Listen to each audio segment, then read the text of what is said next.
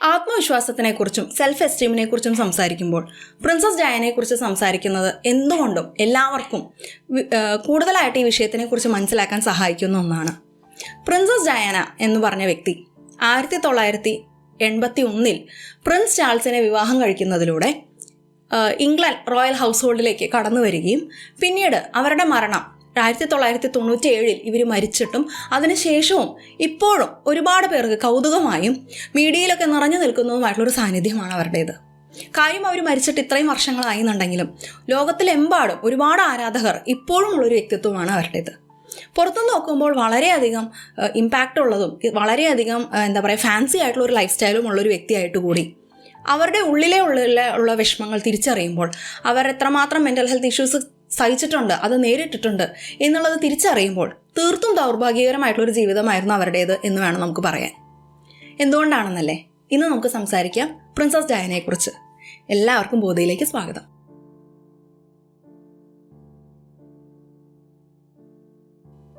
ഇംഗ്ലണ്ടിലെ രാജ്ഞിയായിട്ടുള്ള Queen Elizabeth II Prince ഫിലിപ്പിൻ്റെയും മൂത്ത മകനാണ് പ്രിൻസ് ചാൾസ്. അച്ഛൻ്റെയും അമ്മയുടെയും ഭാഗത്തു നിന്ന് വന്നിട്ടുള്ള ഒത്തിരി ഇമോഷണൽ ഇഷ്യൂസ് എല്ലാം പ്രിൻസ് ചാൾസിനെ സ്വാധീനിച്ചിട്ടുണ്ട് എന്ന് വേണം അദ്ദേഹത്തിൻ്റെ ബയോഗ്രഫികളിൽ നിന്നൊക്കെ നമുക്ക് മനസ്സിലാക്കിയെടുക്കാനുള്ളത്.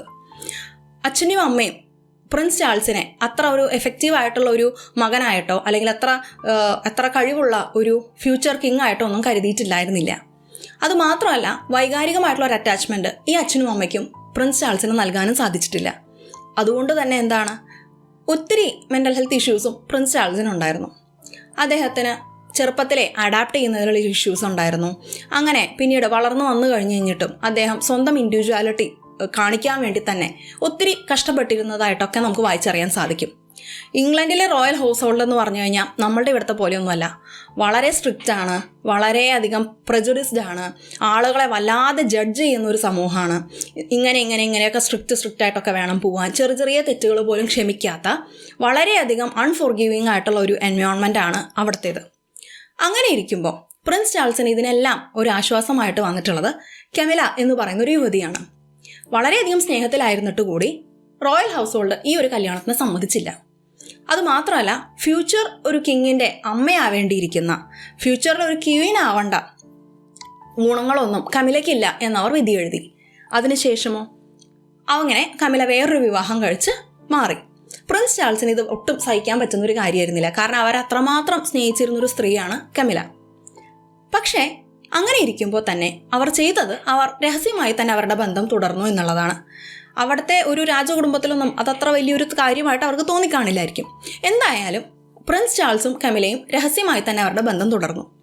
അങ്ങനെ ഇരിക്കുമ്പോഴാണ് വിവാഹം കഴിച്ച് സെറ്റിലാവണം, ഇംഗ്ലണ്ടിലെ ഹൗസ് ഹോൾഡിന് പുതിയൊരു കിരീടാവകാശിയെ കൊടുക്കണം, ഇനി അതിനുശേഷം കല്യാണം കഴിഞ്ഞൊരു കുട്ടി ഉണ്ടാവണം എന്നുള്ളതൊക്കെ നിർബന്ധങ്ങളായി ക്വീനിൻ്റെ അമ്മയും എല്ലാവരും നിർബന്ധമായിട്ട് പറഞ്ഞു കഴിഞ്ഞപ്പോഴാണ് അവർ ഡയാന എന്ന് പറയുന്ന യുവതിയെ കണ്ടുപിടിക്കുന്നത് വിവാഹം കഴിക്കാനായി. ഡയാനയാണെങ്കിലോ ഇതിനെല്ലാം എലിജിബിൾ ആയിട്ടുള്ള ഒരു യുവതിയായിട്ടും അവർ വിധി എഴുതി. കാരണം എന്താണ്, ഡയാനയ്ക്ക് അന്ന് 19 വയസ്സേ പ്രായമുള്ളൂ. അതുകൊണ്ട് തന്നെ വിർജിനാണ്, കല്യാണം കഴിക്കാൻ യോഗ്യവുമാണ്. അതുമാത്രമോ, അവർ അത്യാവശ്യം നല്ല നിലവാരമുള്ള ഒരു പ്രഭു കുടുംബത്തിലെ അംഗമാണ്. അതുകൊണ്ട് തന്നെ ഒരു ഹൗസ് ഹോൾഡിലേക്ക് വരാൻ തക്ക ഒരു കഴിവും പ്രാപ്തിയും ഒക്കെ ഉള്ള വ്യക്തിയാവണം എന്നവർ തീരുമാനിച്ചു. അതുമാത്രമല്ല, പരിചയപ്പെട്ടപ്പോൾ എല്ലാവർക്കും ഒത്തിരി ഇഷ്ടപ്പെട്ടു. അങ്ങനെയാണ് പ്രിൻസ് ചാൾസും ഡയാനയുമായിട്ടുള്ള കല്യാണം ഉറപ്പിക്കുന്നത്. അങ്ങനെ കല്യാണത്തിന് ശേഷം ഡയാന പ്രിൻസസ് ഓഫ് വെയിൽസായി രാജകുടുംബത്തിലേക്ക് കടന്നു വന്നു. 1981 തന്നെ ഈ ഒരു വിവാഹത്തിനെ ഫെയറി ടെയിൽ മാരേജ് എന്നാണ് ലോകമെമ്പാടുമുള്ള ആരാധകരൊക്കെ വിശേഷിപ്പിച്ചത്. എന്നാൽ യാഥാർത്ഥ്യം ഒരു ഫെയറി ടെയിലിൽ നിൽക്കുന്നതൊന്നായിരുന്നില്ല. അതിനേക്കാളും ഒത്തിരി രൂക്ഷമായിരുന്നു. കാരണം വിവാഹത്തിന് മുൻപ് തന്നെ ഡയാനയ്ക്ക് തൻ്റെ ഭർത്താവാകാൻ പോകുന്ന പ്രിൻസ് ചാൾസിന് തന്നോടുള്ള സ്നേഹം അത്ര ഡീപ്പല്ല എന്ന് മനസ്സിലായി. 19 വയസ്സുകാരി ഒരു കൗമാരക്കാരിയുടെ മനസ്സായിരുന്നു എന്നില്ലെങ്കിൽ കൂടി പ്രിൻസസ് ഡയാനയ്ക്ക് അവിടെ സംഭവിച്ച കാര്യം എന്താണെന്ന് വെച്ചാൽ, പൊതുവെ ഇതുപോലെ അൺഫോർഗിവിങ് ആയിട്ടുള്ള, വളരെ വിമർശിക്കുന്ന, വളരെയധികം കഠിനമായി വിധി എഴുതുന്ന ഒരു സമൂഹത്തിൽ നിന്ന് തന്നെയാണ് ഡയാനയും വന്നിട്ടുള്ളത്. അവർക്കാണെങ്കിൽ അവരുടെ ശാരീരികമായിട്ടുള്ള ഒരു സൗന്ദര്യത്തെക്കുറിച്ചൊക്കെ അത്യാവശ്യം ചില കോംപ്ലക്സുകളൊക്കെ ഉണ്ടായിരുന്നു. അവരുടെ വീട്ടിൽ ഡയാനയുടെ സഹോദരങ്ങളിൽ വെച്ച് നോക്കുമ്പോൾ ഡയാനയെ ഒരുപാട് കളിയാക്കലുകൾ കേട്ടിട്ടും അതുമാത്രമല്ല ഈ സഹോദരങ്ങളൊക്കെയും ഡയാനയെ ഒരു അടിമയെ പോലെയൊക്കെയാണ് കരുതിയിരുന്നത് അത്രേ. ഡയാനയുടെ സഹോദരിക്ക് വേണ്ടി വീട്ടുജോലികളൊക്കെ ചെയ്തു കൊടുക്കുന്ന സമയത്തൊക്കെയാണ് ഈ ഒരു കല്യാണമൊക്കെ ഉറപ്പിക്കുന്നത്. അതുകൊണ്ട് തന്നെ എല്ലാവരും, ഡയാനയുടെ വീട്ടിലെ എല്ലാവരും ഡയാനയെ അത്ര ഒരു മതിപ്പോടു കൂടിയൊന്നല്ല കണ്ടിരുന്നത്. അവളെ എന്തും ചെയ്യാം, എന്തും പറയാം എന്നുള്ള രീതിയിലുള്ള കുത്തുവാക്കുകളും ഒക്കെ സഹിച്ചിട്ടാണ് ഡയാന വളർന്നിട്ടുള്ളത്. ഏറ്റവും ഡയാനയ്ക്ക് ബുദ്ധിമുട്ടേറിയ ഒരു വിഷയം എന്തായിരുന്നു വെച്ചാൽ ഡയാനയുടെ പാരൻസിൻ്റെ സെപ്പറേഷൻ ആയിരുന്നു. അങ്ങനെ തൻ്റെ വളർന്നു വന്നിട്ടുള്ള സാഹചര്യങ്ങളിൽ നിന്ന് തന്നെ അത്യാവശ്യം കോംപ്ലക്സുകളും ഇഷ്യൂസും ഒക്കെ ആയിട്ടാണ് ഡയാന ഈ റോയൽ ഹൗസ് ഹോൾഡിലേക്ക് വരുന്നത്. തന്നെ ഒഴിവാക്കുമോ, തന്നെ മറ്റുള്ളവർ മാറ്റി നിർത്തുമോ, താൻ അത്ര ഒരു ഗുണങ്ങളുള്ള ഒരു വ്യക്തിയല്ല, എന്നെ അത്ര എല്ലാവരും നന്നായി കാണുന്ന ഒരാളല്ല എന്നിങ്ങനെയുള്ള കോംപ്ലക്സുകളെല്ലാം തന്നെ ഡയാനയ്ക്ക് ചെറുപ്പത്തിലേ ഉണ്ടായിരുന്നു. അതിനുള്ള പ്രധാന കാരണം അച്ഛൻ്റെയും അമ്മയുടെയും ഭാഗത്തു നിന്നുള്ള പെരുമാറ്റവും ഡയാനയുടെ സഹോദരങ്ങൾ ഏൽപ്പിച്ചിരുന്ന അബ്യൂസുമാണ്. ഡയാനയുടെ സഹോദരിമാരൊക്കെ ഡയാനയെ വളരെയധികം വൈകാരികമായിട്ട് അബ്യൂസ് ചെയ്തിരുന്നവരായിരുന്നു എന്ന് പറയുന്ന ബയോഗ്രഫിയിൽ ആയിട്ടുള്ള എവിഡൻസ് ഒക്കെ ഉണ്ട്. അപ്പോൾ സഹോദരിമാരാണെങ്കിലും വളരെ രൂക്ഷമായിട്ടുള്ള വിമർശനങ്ങളിലൂടെയും കുറ്റപ്പെടുത്തലുകളിലൂടെയും ഇൻസൾട്ടുകളിലൂടെയൊക്കെ അങ്ങനെ അത്ര നല്ലൊരു കോൺഫിഡൻസ് ഉള്ളൊരു വ്യക്തിയൊന്നും ആയിരുന്നില്ല ഡയാന കല്യാണം കഴിക്കുമ്പോഴേ. ഇങ്ങനെ കല്യാണത്തിന് മുൻപേ തന്നെ ഒരിക്കൽ പ്രിൻസ് ചാൾസ് ഡയാനെ ചേർത്ത് നിർത്തിക്കൊണ്ട് ഇത്തിരി വണ്ണം വെച്ചിട്ടുണ്ടല്ലോ എന്നുള്ള രീതിയിലൊരു പെരുമാറ്റം ഉണ്ടാവുകയും പിന്നെ കുറേ നാൾ അങ്ങനെ പ്രിൻസ് ചാൾസിൻ്റെ ഭാഗത്തു നിന്നുള്ള ഒരു സ്നേഹവും കരുതലൊന്നും അങ്ങനെ എക്സ്പ്രസ് ചെയ്യുന്ന ഒരു എൻവയോൺമെൻ്റ് ഒന്നും അല്ല അത്. ഞാൻ പറഞ്ഞിരുന്നല്ലോ, ഭയങ്കര ജഡ്ജ്മെൻ്റൽ ആയിട്ടുള്ള ഒരു എൻവയോൺമെൻ്റാണ് അവരുടേത്.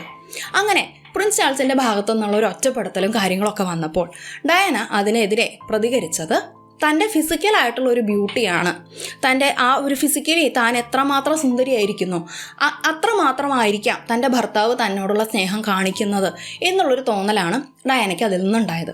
അവരതിൽ നിന്ന് പരിഹാരം കണ്ടെത്തിയതാവട്ടെ വളരെയധികം ഇന്ന് ചർച്ച ചെയ്യേണ്ടതായിട്ടുള്ള ഒരു ഈറ്റിംഗ് ഡിസോർഡറിലൂടെയാണ്.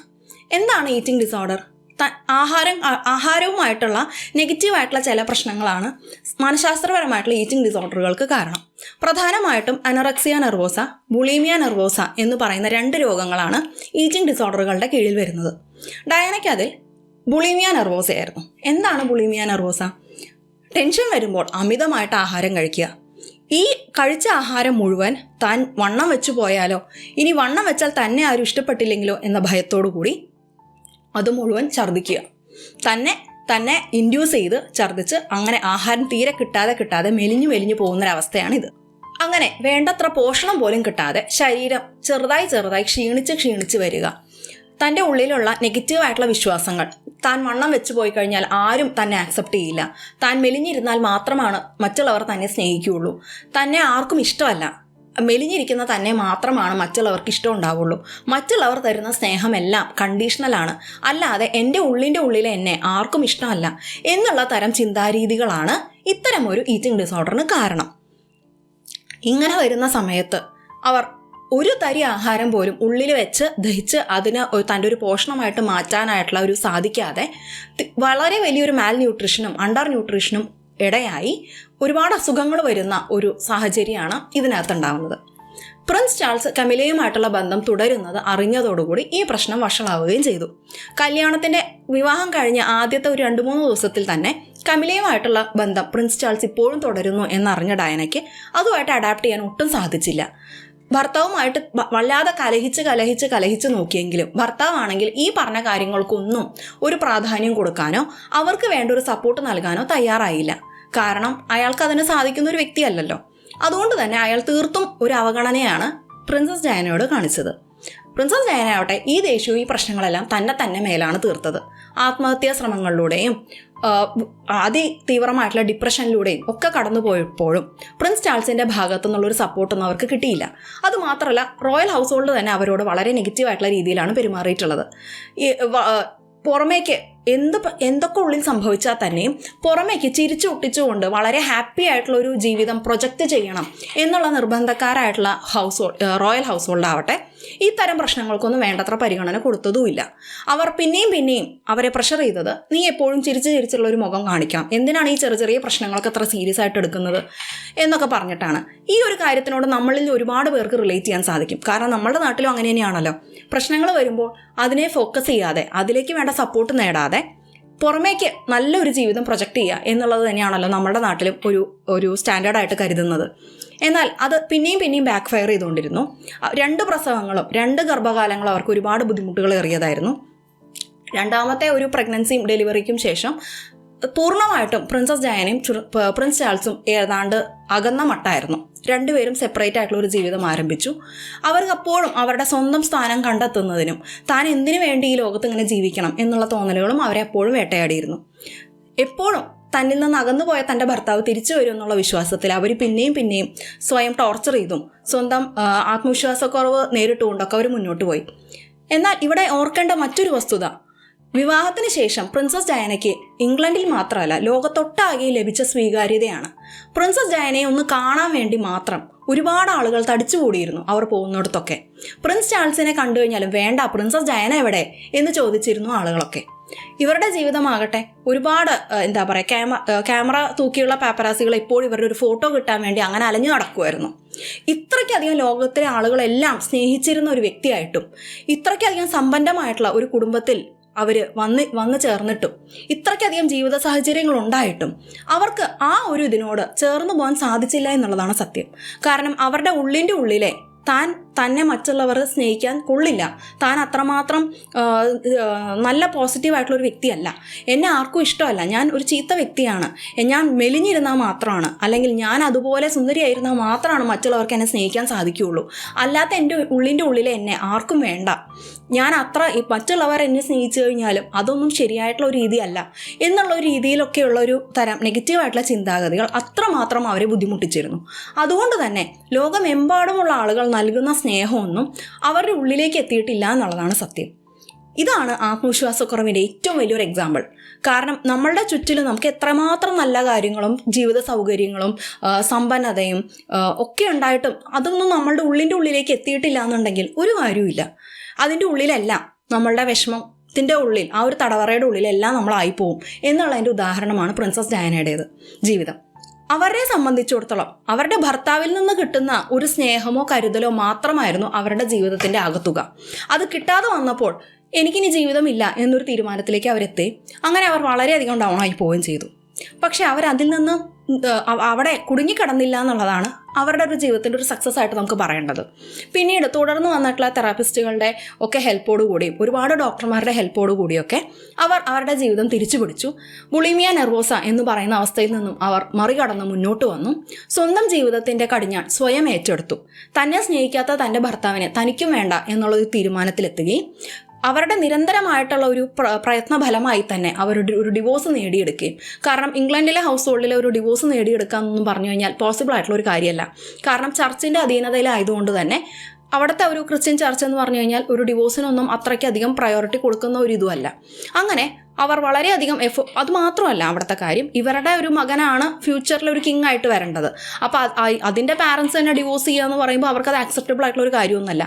എന്നിരുന്നാൽ തന്നെ വളരെയധികം കഠിന ശ്രമത്തിലോടുകൂടെ അവരൊരു ഡിവോഴ്സ് നേടിയെടുക്കുകയും സ്വന്തം ജീവിതം സ്വന്തം ഒരു ഇതിൽ ഏറ്റെടുക്കുകയും പിന്നീട് ഒരുപാട് ചാരിറ്റി പ്രവർത്തനങ്ങളിലൂടെ ലോകത്തിലെ ഒരുപാട് പേർക്ക് സേവനങ്ങൾ നൽകാനും അവർ ശ്രദ്ധിച്ചു. അവർ പുറത്തുനിന്ന് തന്നെ ഒത്തിരി എയ്ഡ്സ് രോഗികൾക്ക് വേണ്ടി, പിന്നെ ഒരുപാട് അങ്ങനെ കുറേ ലാൻഡ് മൈൻസിനൊക്കെ എതിരേക്കുകയും അങ്ങനെ ഒത്തിരി അവർ ചാരിറ്റി വർക്കുകളും അവർ വളരെ എഫക്റ്റീവായിട്ടുള്ള കോസുകൾക്ക് വേണ്ടി നല്ല രീതിയിൽ പ്രവർത്തിക്കുകയും ചെയ്തു. അങ്ങനെ 1997 കാർ അപകടത്തിൽ മരിക്കുമ്പോഴും അവർ അതുവരെ ചെയ്തിട്ടുള്ള ഒരുപാട് ചാരിറ്റി പ്രവർത്തനങ്ങളുടെ പേരിലാണ് പ്രിൻസസ് ഡയാന ഇന്ന് ഒരുപാട് അറിയപ്പെടുന്നത്. ഡിവോഴ്സിന് ശേഷം മരിച്ചതായതുകൊണ്ട് തന്നെ അവർക്ക് വേണ്ടത്ര ഒരു അംഗീകാരമൊന്നും ഇംഗ്ലണ്ടിലെ റോയൽ ഹൗസ് ഹോൾഡിൽ നിന്ന് ലഭിച്ചില്ല എന്നുണ്ടെങ്കിൽ കൂടി മരിച്ച ദിവസം അവർക്ക് കിട്ടിയിട്ടുള്ള ഒരുപാട് അന്ത്യ ഉപചാരങ്ങളുടെയും ഒരു ഇംഗ്ലണ്ടിലെ സ്ട്രീറ്റുകളൊക്കെ, ലണ്ടനിലെ സ്ട്രീറ്റുകളൊക്കെ പൂക്കൾ കൊണ്ട് നിറയായിരുന്നു എന്നാണ് പറയുന്നത്. ഇവരോടുള്ള ആ ഒരു സ്നേഹം കാരണം ആളുകൾക്ക് അതിനുള്ള പ്രധാന കാരണം അവരുടെ ഉള്ളിലെ ആ ഒരു നന്മയാണ്, ആളുകളുമായിട്ട് റിലേറ്റ് ചെയ്യാനുള്ള അവരുടെ ഒരു കഴിവിനെയാണ്. അവരുടെ വിഷമങ്ങളെല്ലാം തന്നെ അവർ പുറമേക്ക് അറിയിക്കാനാണ് ശ്രമിച്ചിട്ടുള്ളത്. അത് മൂടി വെച്ചുകൊണ്ട് അതിൻ്റെ തടവറയിൽ ജീവിക്കാനല്ല അവർ ശ്രമിച്ചത്. അവരുടെ ബയോഗ്രഫി അതിലൂടെ സഹകരിച്ച് അതിലൂടെ പുറത്തു കൊണ്ടുവരികയും പുറമേയുള്ള ആളുകളെ ആ ഒരു ബുദ്ധിമുട്ടുകൾ അറിയിക്കുകയും അതിനോടൊപ്പം അവർ അതിൽ നിന്ന് പുറത്തു കടക്കാൻ വേണ്ടിയിട്ടുള്ള എല്ലാ കാര്യങ്ങളും ചെയ്യുകയും ചെയ്തിരുന്നു. അതുമാത്രമല്ല, അവർ ഇത്രയും ഇഷ്ടപ്പെടാനായിട്ടുള്ള കാരണം അവർ മറ്റുള്ളവരോട് ഇടപെട്ടിരുന്ന രീതിയാണ്. ചിരിച്ചുകൊണ്ടല്ലാതെ മറ്റുള്ളവരെ ചേർത്ത് നിർത്തിക്കൊണ്ടല്ലാതെ ആർക്കും ഡയാനയെ കാണാൻ സാധിക്കുമായിരുന്നില്ല. അവർ നല്ലൊരു അമ്മയായിരുന്നു എന്നുള്ളതാണ് അവരുടെ ഏറ്റവും വലിയൊരു ക്വാളിറ്റി ആയിട്ട് ആളുകൾ ഇപ്പോഴും പറയുന്നത്. കാരണം മക്കളെ അത്രമാത്രം ചേർത്ത് നിർത്തിക്കൊണ്ടാണ് അവരെപ്പോഴും പെരുമാറിയിട്ടുള്ളത്. അവരുടെ ഒരു ജഡ്ജ്മെൻ്റൽ ആയിട്ടുള്ള അത്ര റിജിഡ് ആയിട്ടുള്ള ഒരു ഫാമിലി സിസ്റ്റത്തിൽ ഒരിക്കലും കുഞ്ഞുങ്ങൾക്കോ അങ്ങനെയുള്ളൊരു അമ്മ മനസ്സൊന്നും പുറത്ത് കാണിക്കാൻ പറ്റുന്നൊരു ഹൗസ് ഹോൾഡ് അല്ല അവരുടേത്. എപ്പോഴും വളരെ റിജിഡായി താനെന്തോ വലിയ അനുഗ്രഹത്തുനിന്ന് വരുന്നതാണ് എന്നുള്ള രീതിയിൽ വലിയ പത്രാസിലാണ് അവരെപ്പോഴും നടന്നിരുന്നത്. അങ്ങനെയുള്ളൊരു ഹൗസ് ഹോൾഡിലേക്കാണ് ഇത്രയ്ക്കധികം ആളുകളുമായിട്ട് സംസാരിക്കുകയും ഇടപെടുകയും ഒരു അമ്മ മനസ്സ് പുറത്തേക്ക് കാണിക്കുകയും തൻ്റെ ഉള്ളിലെ ഞാൻ എന്താണ് എന്നുള്ളത് ആളുകളോട് സംവദിക്കുകയും ചെയ്യുന്നൊരു രാജകുമാരിയായിട്ട് അവർ വരുന്നത്. അതാണ് പ്രിൻസസ് ഡയാനയ്ക്ക് ആളുകളുടെ ഇടയിൽ ഇത്രയ്ക്കധികം മതിപ്പുണ്ടാക്കിയൊരു വിഷയം. അവരുടെ മരണശേഷം മെൻ്റൽ ഹെൽത്തിന് പ്രാധാന്യം കൊടുത്തുകൊണ്ടുള്ള ഒട്ടേറെ പ്രവർത്തനങ്ങൾ ലോകത്തിലെമ്പാടും സ്റ്റാർട്ട് ചെയ്തു എന്നുണ്ടെങ്കിലും അവരുടെ അന്നത്തെ കാലത്ത് അത് എത്രയും ബുദ്ധിമുട്ടേറിയൊരു കാര്യമായിരുന്നു. പിന്നീട് അവരുടെ ആ ഒരു ആത്മവിശ്വാസക്കുറവിനെ നേരിടാൻ അവർ ഒത്തിരി എഫേർട്ടുകൾ എടുത്തിട്ടുണ്ടെന്നുണ്ടെങ്കിലും ഇന്ന് നമുക്ക് എല്ലാവർക്കും തിരിച്ചറിയേണ്ട ഒരു വിഷയം തന്നെയാണ് ഇന്നും ഈ സെൽഫ് എസ്റ്റീമും ആത്മവിശ്വാസക്കുറവൊക്കെ. ഇവരുടെ ജീവിതത്തിൽ നമുക്ക് ഇത്രയേ പഠിക്കാനുള്ളൂ. നമ്മളെ സ്നേഹിച്ചിട്ടില്ല എന്നുണ്ടെങ്കിൽ വേറെ ആർക്കും നമ്മളെ സ്നേഹിക്കാൻ കഴിയില്ല. നമുക്ക് തന്നെ നൽകുന്ന സ്നേഹവും കരുതലുമാണ് ഏറ്റവും പ്രധാനം. മറ്റൊരാളിൽ നിന്ന് നമുക്ക് കിട്ടാത്ത സ്നേഹവും കരുതലും അല്ല, നമുക്ക് തന്നെ കൊടുക്കുന്ന കരുതലും സ്നേഹവും നമുക്ക് തന്നെ കൊടുക്കുന്ന ക്ഷമയുമാണ് ഏറ്റവും വലുത്. ഏറ്റവും വലിയ സ്നേഹം എന്ന് പറയുന്നത് ക്ഷമിക്കുന്നതിലൂടെ തന്നെയാണ്. നമ്മൾക്ക് ഒരുപാട് പ്രശ്നങ്ങളുണ്ടായിരിക്കാം, ഒരുപാട് കുറവുകളുണ്ടായിരിക്കാം. ഇതെല്ലാം നമ്മൾ സ്വയം ക്ഷമിക്കുമ്പോഴാണ് നമുക്ക് യഥാർത്ഥമായിട്ടുള്ള ആത്മവിശ്വാസം ഉണ്ടാകുന്നത്. ഇനി നമ്മളുടെ കുട്ടികൾക്കാവട്ടെ, നമ്മളുടെ കുട്ടികളുടെ തെറ്റുകൾ ക്ഷമിക്കുമ്പോഴാണ്, അത് തിരുത്തി മുന്നോട്ട് പോകാൻ കൈപിടിച്ചവരെ സഹായിക്കുമ്പോഴാണ് അവർക്കും യഥാർത്ഥമായിട്ടുള്ള ആത്മവിശ്വാസം ഉണ്ടാകുന്നത്. അതല്ലാതെ കുറ്റപ്പെടുത്തിയും ഒറ്റപ്പെടുത്തിയും അവരെ വേദനിപ്പിക്കുമ്പോൾ പിന്നെയും അവർ കൂടുതലായിട്ട് ആത്മവിശ്വാസക്കുറവിൻ്റെ ഒരു ലോകത്തിലേക്ക് മാറിപ്പോവും എന്നുള്ളതിൽ യാതൊരു സംശയവുമില്ല. ഇതാണ് പ്രിൻസസ് ഡയാനയുടെ ജീവിതത്തിൽ നിന്ന് നാം എടുക്കേണ്ട പാഠം. ഈ ഒരു സന്ദേശം എല്ലാവർക്കും ഉപകാരപ്രദമായി എന്ന് വിശ്വസിക്കുന്നു. ഇനിയും അടുത്തൊരു വിഷയത്തിലൂടെ ഇനിയും കാണുന്നവരെ എല്ലാവർക്കും നന്ദി, നമസ്കാരം.